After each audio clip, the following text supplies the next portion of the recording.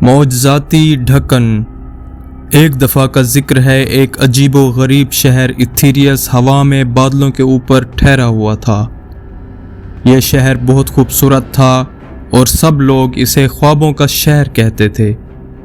اس شہر کے بیچ میں ایک خاص جگہ تھی جسے وال آف ایٹرنٹی کہا جاتا تھا۔ یہ جگہ چمکتی ہوئی چاندی سے بنی ہوئی تھی اور اس میں ایک جادوئی خزانہ چھپا ہوا تھا جو قدرت کی طاقتوں کو قابو کر سکتا تھا۔ یہ خزانہ ایک سنہری ڈھکن سے محفوظ تھا، لیکن ایک دن وہ ڈھکن غائب ہو گیا۔ جیسے ہی ڈھکن غائب ہوا، شہر بہت زور سے ہلنے لگا اور اس کے پل جھولنے لگے۔ سب لوگ بہت گھبرا گئے۔ ایک زارا نام کی بہادر لڑکی جو ایک انجینئر تھی جلدی سے والٹ پہنچی۔ وہاں کے رہنما کہنے لگے، ڈھکن کے بغیر ہمارا شہر تباہ ہو جائے گا، ہمیں فوراً اسے ڈھونڈنا ہوگا۔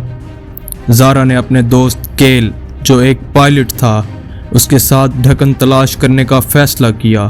وہ اپنے جہاز اسکائی بلیز میں نکلے جس میں ایک خاص کمپاس لگا ہوا تھا جو جادوئی چیزیں تلاش کر سکتا تھا۔ کمپاس نے انہیں ایک پراسرار جزیرے تک پہنچایا جہاں دھند چھائی ہوئی تھی۔ وہاں ایک پرانی عمارت میں انہوں نے وہ چمکتا ہوا سنہری ڈھکن دیکھا۔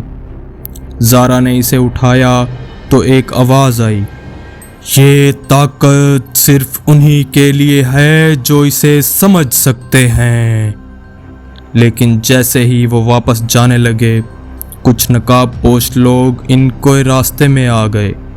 وہ کہنے لگے، یہ ڈھکن ہمیں دو، ہمیں ایتھیریس شہر کو ختم کرنا ہے۔ زارا اور کیل نے بہادری سے ان کا مقابلہ کیا۔ آخرکار زارا نے ڈھکن کی طاقت کو شروع کر دیا جس سے ایک زبردست روشنی نکلی اور نقاب پوش لوگ بھاگ گئے۔ زارا اور کیل ڈھکن کو واپس لے کر شہر پہنچے اور اسے دوبارہ اپنی جگہ پر لگایا۔ شہر ہلنا رک گیا اور سب کچھ پہلے جیسا ہو گیا۔ لیکن زارا جانتی تھی کہ یہ کہانی یہاں ختم نہیں ہوئی۔ نقاب پوش لوگ اب بھی کہیں چھپے ہوئے ہیں اور ایک دن دوبارہ وہ اپنی طاقت آزمانے کی کوشش کریں گے۔ تو پیارے بچوں، یہ تھی جادوئی شہر اور بہادر زارا کی کہانی۔ امید ہے آپ سب کو پسند آئی ہوگی۔ اگر آپ کو ہماری ویڈیوز اچھی لگیں تو لائک، شیئر اور آپ کے اپنے چینل کڈزی اسٹوری لینڈ کو سبسکرائب کرنا نہ بھولیں۔